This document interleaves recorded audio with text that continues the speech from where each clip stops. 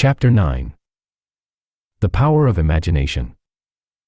Willpower needs an enemy to overcome before it reaches its goal. It tries to be tough and, like most toughs, it becomes a cream puff when the going gets rocky. There is a gentler, easier way to shuck bad habits: imagination. Imagination seizes directly on the goal, it gets what it wants. This is why in earlier chapters one placed so much emphasis on your learning true-to-life visualization at deep levels of mind. If you spur your imagination with belief, desire, and expectancy, and train it to visualize your goals so that you see, feel, hear, taste, and touch them, you will get what you want. When the will and the imagination are in conflict, it is always the imagination that wins. If you think you want to give up a bad habit, chances are you are deceiving yourself. If you really wanted to give it up, it would fade away on its own. What you should want more than the habit itself is the benefit of giving it up. Once you learn to want that benefit enough, you will become free of the unwanted habit. Thinking about your habit and firmly resolving to give it up may bind you more tightly to it. It is a little like firmly resolving to go to sleep. The very firmness of your resolve can keep you awake. Now let's see how all this can be made to work for you. As examples, I will use two habits which mind control graduates overcome most successfully: overeating and smoking. If you want to lose weight, your first step is to reason out the problem at the outer level. Is your problem overeating, underexercising, or both? It may very well not be overeating, but eating the wrong foods. A diet of foods more suitable to your particular needs may be the answer. Your physician would know. Why do you want to lose weight? Are you so fat that your health is impaired, or do you simply feel that a slimmer you would be more attractive? Either provides a good reason for losing weight, but you must know beforehand how you expect to profit from the weight loss. If you already eat the right foods in modest amounts, if you get as much exercise as you reasonably can, and you are only slightly overweight, my advice would be, unless your physician says otherwise, to live with it. I do. The alternative is an unnecessary disruption for you. Besides, there are probably bigger problems and more important opportunities in your life to put your mind control to work on. If you are sure that you really want to lose weight, and you know why, your next step is to analyze all the benefits you will derive, not general benefits like, I'll look better, but concrete ones involving, if possible, all the five senses. Example. Sight. Find a photograph of yourself when you were as thin as you would like to be now. Touch. Imagine, when you are thin again, how smooth your arms and thighs and stomach will feel to your touch. Taste. Imagine the flavors of the foods you will emphasize in your new diet. Smell. Imagine the odor of the foods you will be eating. Hearing. Imagine what those who are important to you will say about your success at losing weight. Even the five senses are not enough for thorough visualization. Emotions are important, too. Imagine how elated and confident you will feel when you are as thin as you want to be. With all this firmly in mind, go to your level. Create your mental screen and project onto it a visualization as you are now. Now let it disappear, and from the left, the future, slide on an image, the old photograph perhaps, of yourself as you ultimately want to be and will be when the diet succeeds. While you mentally gaze at the new you, imagine in as much detail as you can what it will feel like to be this thin. How will it feel when you bend over to tie your shoelaces? Walk upstairs. Fit into clothing that is now too small. Walk on a beach in a bathing suit. Take your time and feel all this.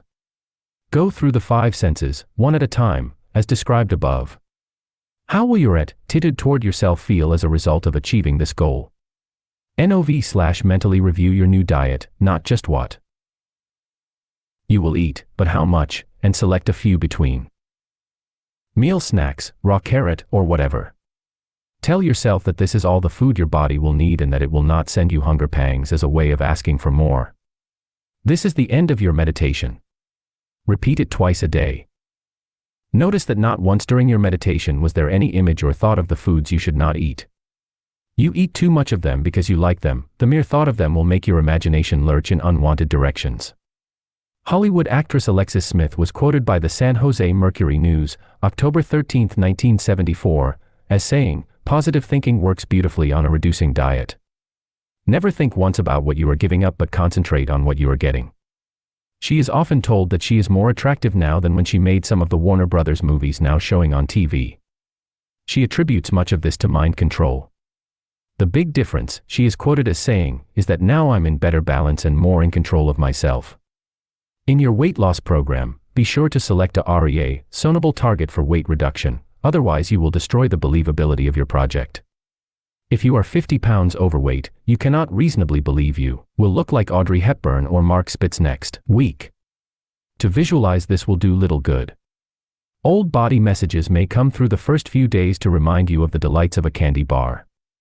During your busy day, when you may be unable to meditate, take a deep breath, put your 3 fingers together, and remind yourself in the same words you use during meditation that your diet is all your body needs and that you will not have hunger pangs. A quick glance at an old photograph of yourself as you would like to be again will be helpful. As you progress with your mind control in this and other areas, your total mental state will improve, and this in turn will contribute in important ways to better functioning of your body. With a little mental nudging, it will more gladly seek its proper weight. There are a number of variations on this technique that you can use. They may occur to you during meditation. One man, a factory worker in Omaha, said to himself during his meditations, "I will desire and eat only those foods good for my body." Suddenly he found a new interest in salads and vegetable juices and a fading interest in high-calorie foods. Result, he lost 40 pounds in 4 months. A woman in Ames, Iowa, used the same technique.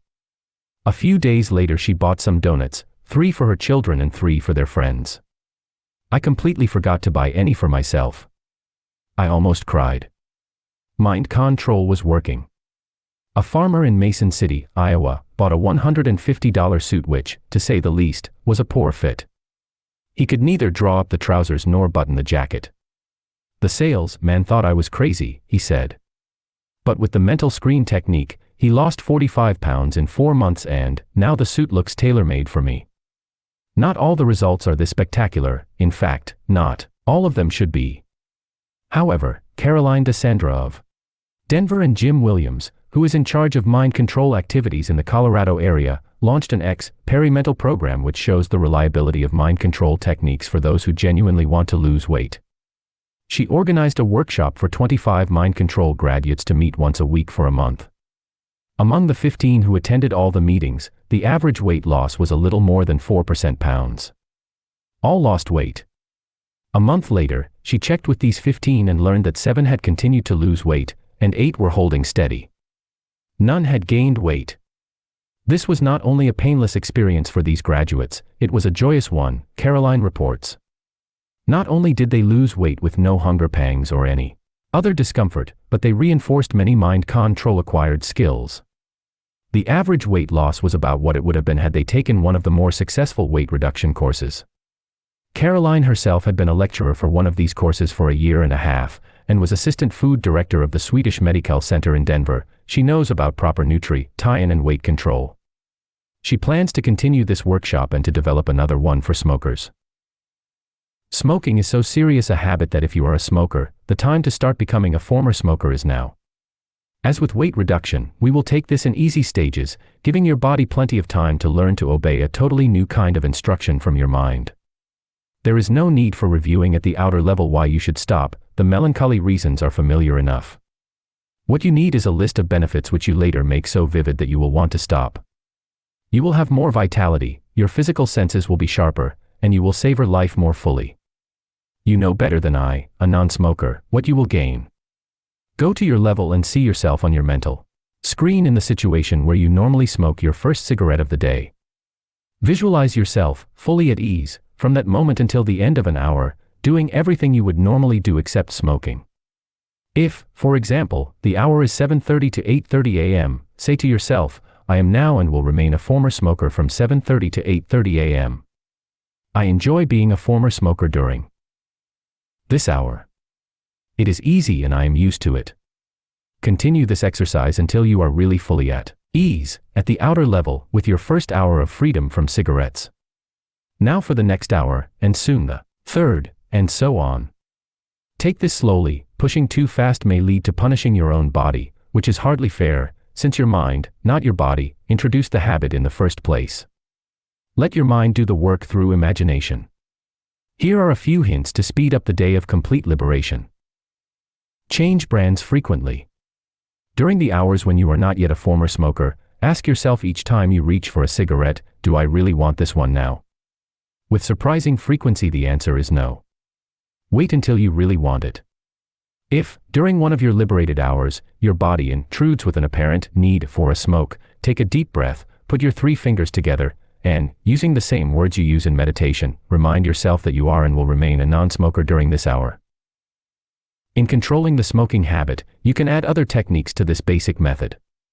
A pack and a half a day smoker for 8 years, an Omaha man visualized in alpha all the cigarettes he'd ever smoked, a great heap of them.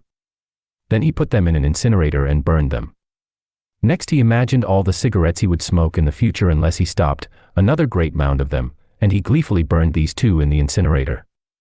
After having quit smoking many times in the past, this time he gave up cigarettes for good after only one meditation. No craving, no overeating, no side effects. I cannot, I regret to say, report as much success with smoking as with weight reduction. However, I know of enough graduates who have given up smoking and enough others who have reduced the amount they smoke to urge anyone who now smokes to put mind control to work on the habit.